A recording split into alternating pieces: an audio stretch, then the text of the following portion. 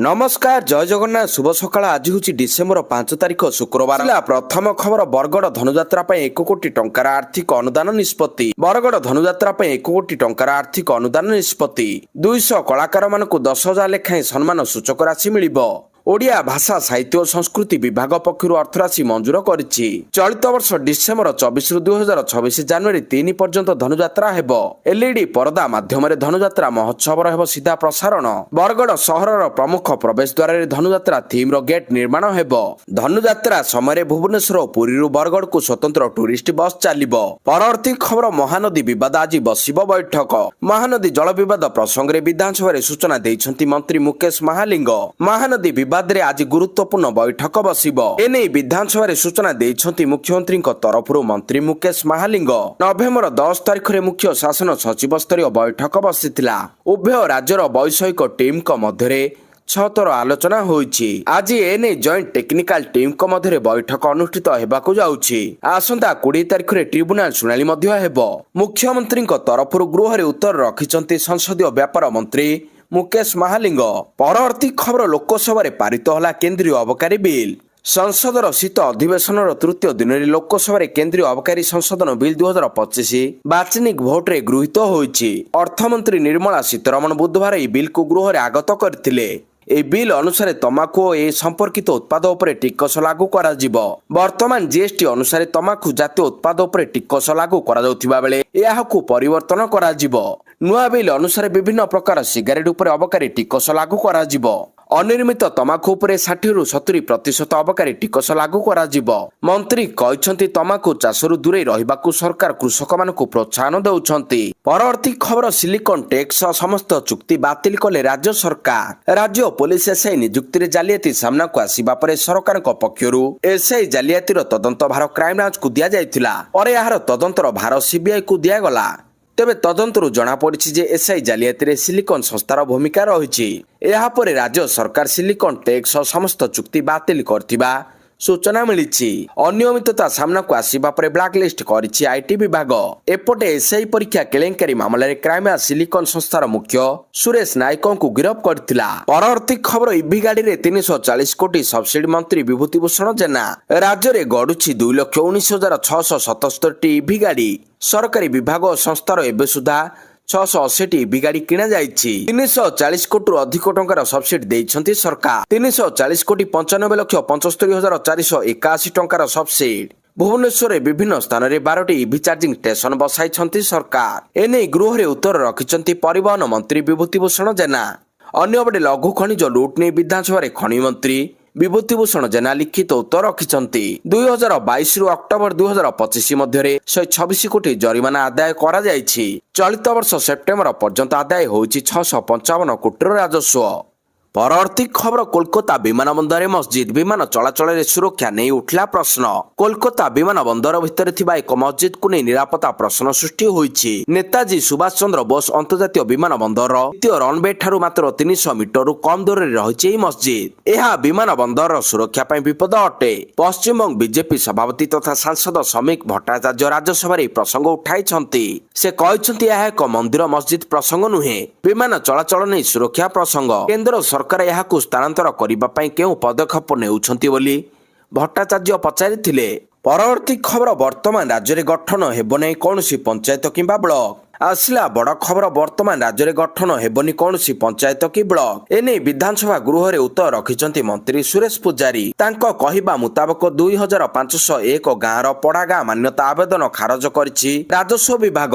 5,566 गाँ को पड़ागा मान्यता देबाकू राजस्व विभाग पाखरे आवेदन होइतिला। अवशिष्ट 1,177 गाँ रो प्रस्ताव विचाराधीन अछि बोली मंत्री सूचना दैछंती। एहासो रायगड़ारू सर्वाधिक 256, मालकानगिरी 235, गजपति 233, गंजाम 200 गाँ को पड़ागा करिबार आवेदन खारज होइछि बोली गृह रे उत्तर रखिचंती राजस्व मंत्री सुरेश पुजारी। परवर्ती खबर हुमायून कबीर को निलंबन कला टीएमसी। तृणमूल कांग्रेस विधायक हुमायून कबीर को दलरू निलंबित करा जायछि। पश्चिम बंग परिवहन मंत्री फिरदाद हाकिम एक सांबादिक सम्मेलन रे घोषणा करिसंती। से कहिसंती हुमायून कबीर डिसेम्बर 6 तारिख रे मुर्शिदाबाद रे बाबरी मस्जिद रो भित्तिप्रस्तर स्थापन करिवे बोली घोषणा करथिले। एहा दलर हाईकमांडर को क्रोधित करथिला। ଏଥିପାଇଁ ତାଙ୍କ ବିରୋଧରେ କାର୍ଯ୍ୟାନୁଷ୍ଠାନ ଗ୍ରହଣ କରାଯାଇଛି।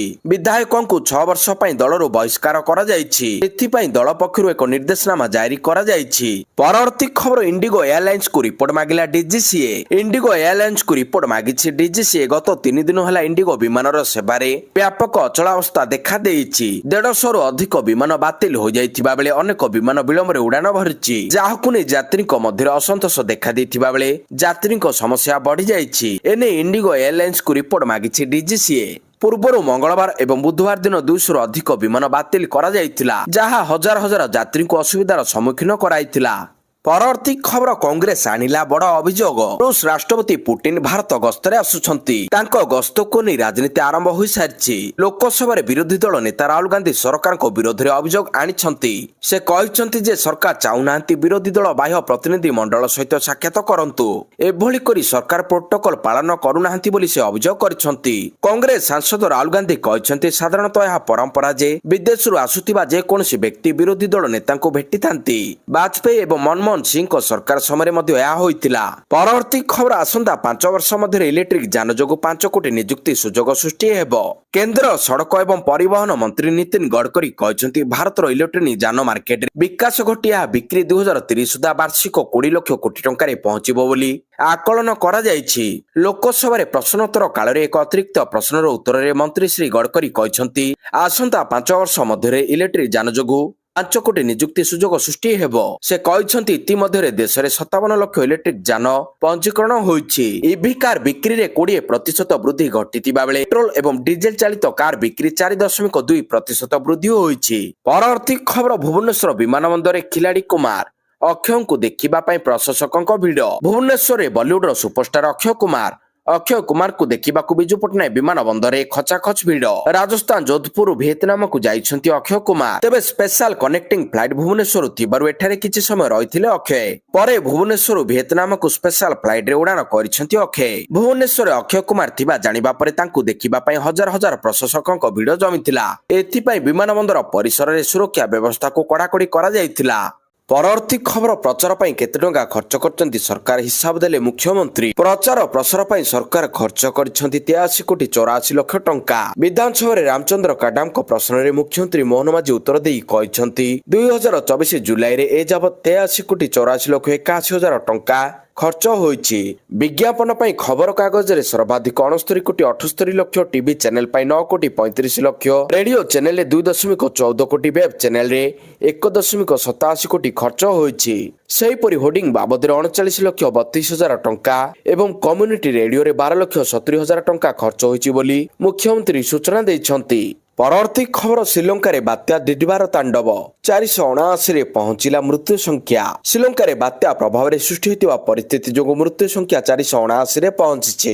ଏପର୍ଯ୍ୟନ୍ତ 350 ଜଣ ନିଖୋଜ ରହିଥିବା ସୂଚନା ମିଳିଛି। ଆଗାମୀ ଦିନରେ ସେଠାରେ ପାଗ ଖରାପ ରହିବା ନେଇ ଆକଳନ କରାଯାଇଛି। ଶ୍ରୀଲଙ୍କାର ବିଭିନ୍ନ କ୍ଷେତ୍ରରେ ବ୍ୟାପକ ନଷ୍ଟଭଷ୍ଟ ହୋଇଥିବା ଜଣାପଡ଼ିଛି। ସେଠାକାର ପ୍ରଶାସନିକ ଅଧିକାରୀଙ୍କ ସୂଚନା ଅନୁସାରେ 1700ଟି ଟ୍ୟାଙ୍କ, 480ରୁ ଅଧିକ ଡ୍ୟାମ ଏବଂ 2000ରୁ ଅଧିକ କେନାଲ କ୍ଷତିଗ୍ରସ୍ତ ହୋଇଛି। 22ଟି ସେତୁ ନଷ୍ଟ ହୋଇଥିବା ବେଳେ ବାତ୍ୟା ପ୍ରଭାବରେ ବନ୍ଦ ରହିଥିବା 246ଟି ସଡ଼କକୁ ଯୋଗାଯୋଗ କ୍ଷମ କରାଯାଇଛି। ପରବର୍ତ୍ତୀ ଖବର ଆଦିବାସୀ ବହୁଳ ଗ୍ରାମଗୁଡ଼ିକ ବିକାଶ ଲାଗି 80 କୋଟି ଟଙ୍କା ବ୍ୟୟବରାଦ କଲେ କେନ୍ଦ୍ର ସରକାର। ଧରତୀ ଆବା ଜନଜାତି ଗ୍ରାମ ଉତ୍କର୍ଷ ଅଭିଯାନରେ ଆଦିବାସୀ ବହୁଳ ଗ୍ରାମଗୁଡ଼ିକର ବିକାଶ ଲାଗି କେନ୍ଦ୍ର ସରକାର 80 କୋଟି ଟଙ୍କା ବ୍ୟୟବରାଦ କରିଥିବା ଜଣାପଡ଼ିଛି। ଲୋକସଭାରେ ପ୍ରଶ୍ନକାଳ ସମୟରେ ଆଦିବାସୀ ବ୍ୟାପାର ମନ୍ତ୍ରୀ ଜୁଏଲ ଓରାମ କହିଛନ୍ତି ଏହି ଯୋଜନା ଅଧୀନରେ 63,000ରୁ ଅଧିକ ଗ୍ରାମରେ ଶିକ୍ଷା, ସ୍ୱାସ୍ଥ୍ୟ ଏବଂ ବିଦ୍ୟୁତୀକରଣ ବ୍ୟବସ୍ଥାର ଉନ୍ନତି କରାଯାଉଛି।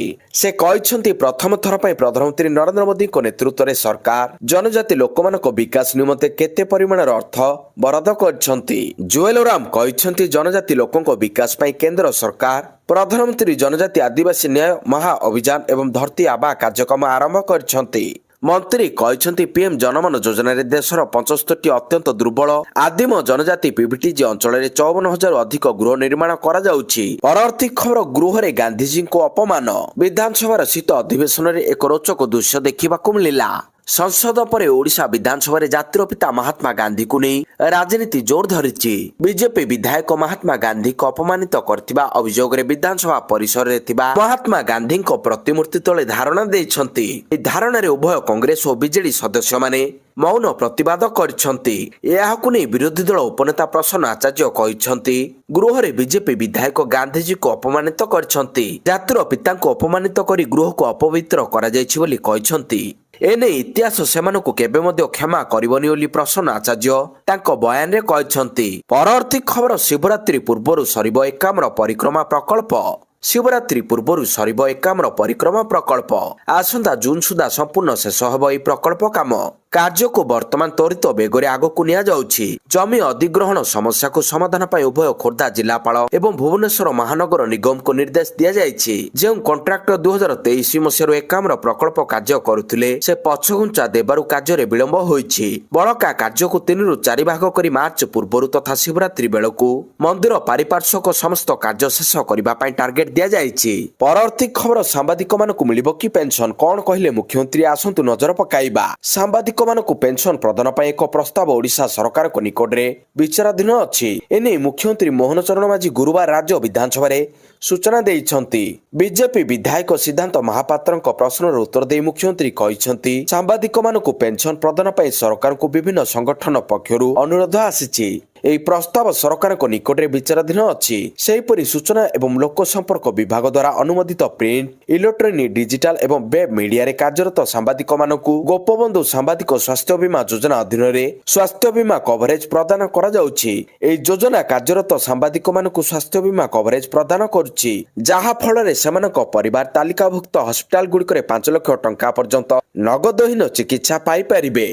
परवर्ती खबर दिल्ली रे पहुंचिले रूसिया राष्ट्रपति पुतिन। स्वागत कले प्रधानमंत्री मोदी। भारत रे पहुंचछंती रूस राष्ट्रपति व्लादिमीर पुतिन। नुआ दिल्ली रो पालाम विमानबंदर रे पुतिन पहुंचिबा परे प्रधानमंत्री नरेंद्र मोदी ताकु स्वागत करथिले। रूस यूक्रेन युद्ध परे पुतिन को यह प्रथम भारत गस्त। यह एक ऐतिहासिक गस्त होइतिबा बेले सारा विश्वर नजर दुई देशर नेतांको उपरे अटकी रहिछि। पुतिन 2 दिनिया भारत गस्तरे आसिछंती। तांको स्वागत करिबा पई प्रधानमंत्री मोदी विमानबंदर रे पूर्वरु अपेक्षा करथिले। भव्य स्वागत लगी व्यापक आयोजन करा जायतिला। प्रधानमंत्री मोदी समेत वरिष्ठ पदाधिकारी माने उपस्थित रहिथिले। दिल्ली रे पहुंचिबा परे राति 8 रे पुतिन को सम्मान रे प्रधानमंत्री को बासभवन रे एक नैश्य भोजी प्रदान करा जायछि। आज पुतिन राष्ट्रपति भवन जाई राष्ट्रपति द्रौपदी मुर्मू को साक्षात करिवे। यहाँ परे प्रधानमंत्री मोदी और पुतिन को मध्य द्विपाक्षिक आलोचना हेबो। एही अवसर रे विभिन्न द्विपाक्षिक आलोचना हेबार कार्यक्रम रहिछि। विशेष करी दुई देश मध्य हेबाकु थिबा प्रतिरक्षा चुक्ति उपरे विश्वर नजर रहिबो। परवर्ती खबर छात्री निर्यातना घटना अभियुक्त अध्यापक बहिष्कृत। उत्कल संगीत महाविद्यालय छात्री को निर्यातना अभियोग घटना रे संपृक्त ड्रामा विभाग अध्यापक बहिष्कृत। छात्री अभियोग आधार कार्यानुष्ठान नहीं संगीत महाविद्यालय प्रिंसिपाल। छात्री को निर्यातना अभियोग पर जोरदार हंगामा होइतिला। कैंपस रे उत्तेजना प्रकाश पाइबा सह राजरास्ता घेरिथिले छात्र छात्री। कॉलेज रो प्रिंसिपाल विजय जेना एही अभियुक्त अध्यापकों को बहिष्कार करा जायतिबा सूचना देइछंती। कॉलेज कर्तृपक्षों पक्षरु लिखित अभियोग करा जिबा परे पुलिस अध्यापक शत्रुघ्न सामल को अटक रखिछि। परवर्ती खबर कटक भारत दक्षिण आफ्रिका T20 पई बढ़ुछि क्रेज। आज काउंटर रे मिलुछि टिकेट। 6टी काउंटर रे बिक्री हेबो 10,000 टिकेट। जनका 2टा टिकेट नेबाको अनुमति रहिछि। मुतयन रहिछंती 40 प्लाटून पुलिस फोर्स। स्थिति अनुध्यान करिछंती अग्निशम बाहिनी टीम। कटक बारवाटी स्टाडियम रे डिसेंबर 9 तारिख रे T20 सीरीज रो प्रथम मैच रे मुहामुही हेबाकु जाउछंती भारत दक्षिण आफ्रिका। एथिपई आज काउंटर रे टिकेट मिलुछि। गत वर्षर भिड़ गंडगोल को दृष्टि रखी पुलिस पक्षरु व्यापक व्यवस्था होइछि। 6टी काउंटर आगे निर्माण होइछि लुहा बैरिकेड। दर्शक धाड़ी आसी निजर परिचय पत्र देखाई जनका 2टी टिकेट किनी पारिबे। सीसीटीवी रे नजर रखिबो पुलिस। सेबडे टिकेट टी पाइबा पई दर्शक उत्साहर सह अपेक्षा करि रहिछंती। परवर्ती खबर ओडिशा रे प्रथम दुर्घटना प्रवण चिन्हट स्थान रे लागिला भेहिकल सेंसर अलर्ट जंत्र। ओडिशार सबठारु दीर्घतम कलिंगा घाटी रे भेहिकल सेंसर अलर्ट जंत्र लागिछि। ओडिशा रे प्रथम थर पई अत्याधुनिक व्यवस्था करा जायछि। प्रथम थर पई भुवनेश्वर आईआईटी पक्षरु कलिंगा घाटी रे परीक्षामूलक भाव जंत्र खंजा जायछि। विगत किछि मास हब आईआईटी भुवनेश्वर द्वारा एही स्थान रे सेंसर लगा जायतिला, किंतु सेगुडी को कार्यकारी होई नथिला।